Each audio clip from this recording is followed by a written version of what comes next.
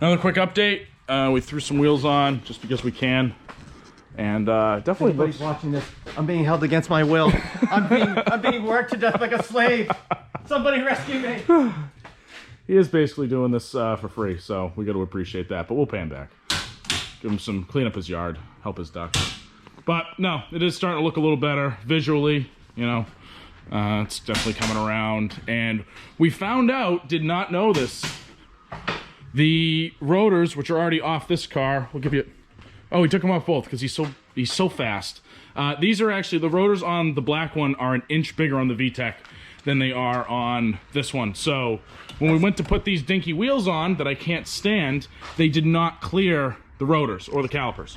So we had to. We really had no choice. It's just easier this way rather than dealing with putting different wheels on. Tiny rotor. Yeah, tiny rotor. It's so small. A little different than my RS3 when I had it. Slightly different. Yeah. And slightly different than the GT4. But, you know, yeah, so this is worth it. It's worth doing. Plus, I mean, this thing makes a little bit more horsepower. Yeah, we're not talking McLaren over here, but it's nice to have more stopping power. So definitely a good thing. But I'm just happy that I keep insulting the paint on this thing because it is terrible, but when you go ahead and put some decent wheels on it and give it a wash, it's really not going to be too bad. So we're going to keep at it. All right, well, the D is finally in the black car, so we're pretty much all buttoned up over here. We just gave it a quick test start. It does start. Something's wrong with the clutch, Will said, so we gotta adjust that a little bit, but it does start. And yeah, I mean, we're pretty much ripping and tearing here. We might need to adjust the power steering pump because there's a bracket that this car has that fit onto the B series, but because the D series has different mounts and this didn't even come with power steering, that we need to get a new bracket for it. So that's just something I'll have to source out and pick up. But other than that, kind of blown away at how quickly this really went. And I mean, so we got the rotors on. I mean, just to give you a size difference on the rotors, so that's my hand on these rotors. Come over to these ones, and we're talking a pretty significant difference. I mean, it's a whole inch, you know. That goes a long way. But yeah, no, everything looks really good. I'm glad to hear it running. I probably won't, I mean, I won't drive it home tonight. I brought my other car anyway, but, you know, at least it's up and going, and this is going to be on the market, hopefully, I would say this week. This is pretty crazy to me. Like, this car's got me around for 4 years now, pretty much, and it's going to be on the market. It's going to be gone. It's sad, but this is the miles that it's leaving me with. We're going to swap this cluster over, but 235, 857.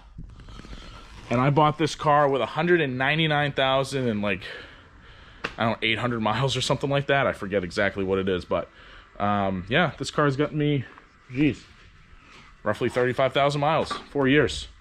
That's pretty good. That's pretty good. So we're gonna finish this up right now. All right, so we're actually gonna tear down the B series right now. It's like what, 5:15, 5:45. White one is looking good. It's sitting pretty. I'm gonna save that for next episode. We're not gonna show that off just yet. This is a little saddening to see, I will be honest, seeing the 14s back on it and you know, stuff like that. So it hurts a little bit, but I'm hoping it gets to a good home and somebody else can find a way to enjoy it at least, because I think it still has a little life left in it, but you know, we'll see what happens. And yeah, we're gonna start tearing this down right now. Will had the great idea of time-lapsing it. Unfortunately, I don't have the storage space, so if you want to see it pulled down, we'll show it in a few minutes. So be back soon. Naturally, I didn't have the storage space on the SD card to do a time lapse, and I mean, I was gone 10 minutes to get food. Things already torn apart. Thanks to this guy, he knows what he's doing. Savage. So yeah, he really is. So yeah, we're gonna keep tearing this apart, get a little more into it. Cylinder 2 is Will, you want to explain that because you're pretty good at it? A lot of carbon buildup. Well, if you compare it to number one, yeah, if you compare it to number one, a lot of carbon buildup. It's burning some oil, but again, it's got 200 and how many thousand on it? 235. Yeah, I mean, it's just a testament to Honda that it can make it that far and still run as good as it does. I mean, even you know, look at the cams; they're fantastic, awesome. So yeah, so we're gonna hope that it doesn't need too much work, other than what we had already planned on doing. But we will find out in a matter of minutes, and keep you guys in the loop.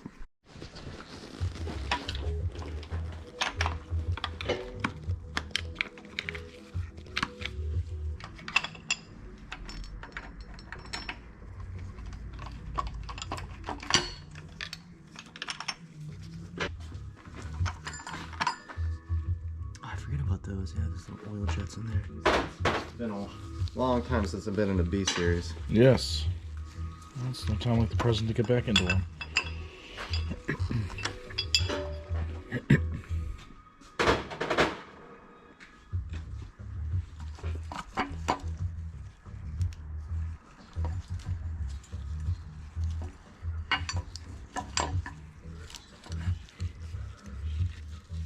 It's got a little wear. Nothing concerning. But no, it looks real good. It's incredible. It's amazing that Honda can't build cams like this anymore. I don't know why. I don't know how they just get cheaper. You know, that's really what it comes down to. It's a cam shame. Wow. Beautiful. Wow. That was well done. That was a dad joke if I've ever heard one. Yeah, this all looks pretty good. All right. Oh, actually, that's right. You can leave all the rocker shafts in. Ooh. So yeah, I can. I don't know if my machinist will be pissed if I leave this in or not. But yeah, because he can just flip it up and. Oh no, he's need to wash the head. No, I gotta take these out. That cylinder looks fucking awesome. That cylinder looks fucking awesome. Wow, that looks really good. I think it might all be the top end, or just the rings, but. That's what you want to see, buddy. Look at that crosshatch. Ooh. It looks real good. See the dome on the pistons? Yeah. High compression. And the valve reliefs. Such a little bore. So I'm used to the K series now. They're much bigger bore. Yeah, 81 millimeter. Wow. Look at that. All right, so no. But yeah, see the difference in the. So like this is still burning something, but see all the heavier deposits here, and you got this crud. That's heavy oil. It's burning. But it might just be the top end, so I think a valve job and, you know, some valve seals, you know, a quick refresh hone and a set of rings. This thing's in decent shape, I think. Love it. Oh yeah, look at this. Cylinder 2 is fucking nuked. See it? Oh gee. Oh yeah. Wow. Now you can see the difference. Yeah. This is nice. That's how. Yeah, that's real how it should good look. shape. Yeah. Let's see how the head gasket looks. This one's not bad. Wow, that head gasket is on there. Holy hell.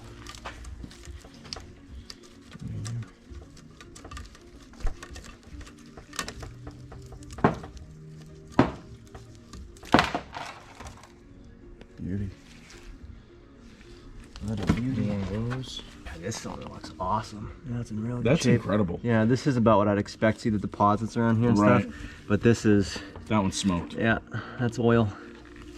So, tough to say. Sometimes you can look at the stems and see like if there's oil running down the shaft, which would indicate that like the valve seals are going bad.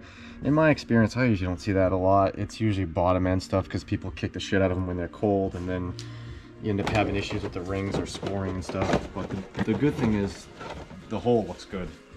That's what's important. That cylinder looks real good. You know, the pistons will come out. They got hot tank clean. They'll look brand new when they're done. But yeah, I like. So cool to see. I like everything in here because what you got to watch out for is like, especially if you get a contaminant into the engine, like through people with improper maintenance, they might not change an air filter. Yeah. Or like I've seen issues where mice will actually eat through an air filter altogether, and you suck up a contaminant like a little rock or something like that. And once that makes its way into here and it's bouncing around, if it catches the edge of that piston and it drags it up, you end up with a line straight up and down. And then, you know, imagine you have this line and here's the ring coming around. It's, you know, now there's this void and it can't seal that whole length of that void. And usually the rule of thumb is like if it catches your fingernail, it's all over. It's all over. Yeah. I mean, like this just needs something to, this is what they call the glaze, where it's just really, really smooth. It's just basically machined down over years of 8,000 RPM. If you break that glaze out, make sure it's hopefully still round, which I think it should be. We'll check it. What's all this crud in here in the back? Is that just old coolant? Yeah, that's just corrosion and stuff. Oh, yeah, just from not changing it.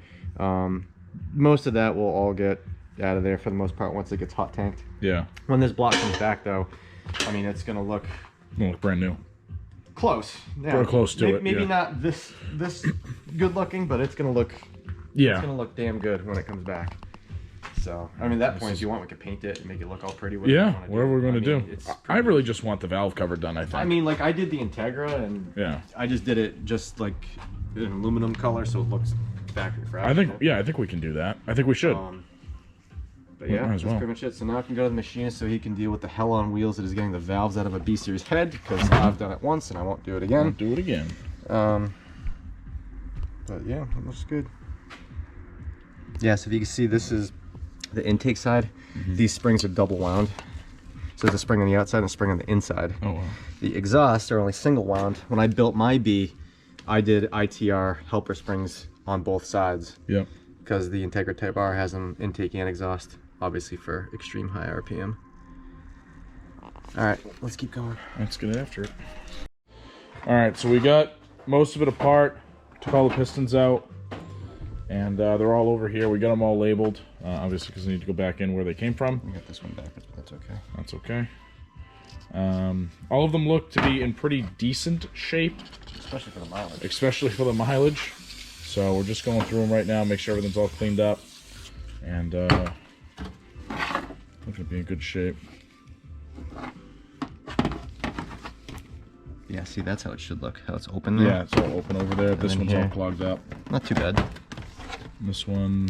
Honestly, they're not... That's not terrible. That's kind of... This one's better. In some spots. Not the worst I've seen. No? Well, whoever had it before me maintained it well, and I did my best to maintain it for the last 30,000, so, you know, we're in good, decent shape. Oh, yeah, it isn't bad at all. Yeah, I've seen it. Usually those ports, you can't even see through them. Really? Okay. Oh, yeah. I'd be scraping in here with, like, a pick. Can you see the light through there? Oh, yeah. Oh, wow. Yeah. So up oh, that ain't bad at all. No, that's good news. I think the issue's probably in the valve train. Yeah? You know? I mean, it revs so high, the seals part is getting nuked, you know? Right. And the nice thing with the B16 is where it's a perfectly square motor, they design it for high RPM, so the bottom, that's why the stroke is so short, you know? It's like a street bike. Right. So, it's just the top end's probably worn out, so. Nice. Hey, these are all good facts to know. I apologize in advance for not getting like more action going on, but this is also a bit of a learning experience for me, so I'm trying to get my hands on it as much as I can, but also still, you know, share quite a bit of it with the camera, and you know, I'm trying to get a good mix of both because, you know, I really don't plan on doing this again anytime soon, but it's good knowledge to have because I would like to, you know, maybe build something on my own one day, and right now I'm able to do it with this man and not really mess anything up. You know, because it's being monitored, and that's good. So I'm learning, but I'm also getting my hands dirty and actually kind of getting to put something into this myself, which is exciting. So, all right, we're gonna get back to it again and wrap this thing up. Well, we're finally wrapping up. It is 8:30. Not a bad time. We started here pretty much right at 9. So, in just under 12 hours, we got this puppy completely out. I mean, I will say, like I said, Will got most of it done, a lot of it done yesterday, so it really was just pulling the actual engine out. But I mean, it's sad. It's a little sad to see it go. This car has got me around a lot for 4 years. Good memories in the car. I wouldn't have another one if it wasn't for this one, but it's time. You know, it'll go to a good home, and we'll enjoy the new one. So. Next episode will be out soon. That will be hopefully a lot of the wrap up. Like I said, the engine's going to get sent out, machined. I would like to get the valve cover done beforehand. I was thinking of doing it later, but let's just get it done now. It's already out of the car. So we're going to do as much as we can ahead of time. And that's really about it. So we will catch you in the next video. And yeah, have a good day.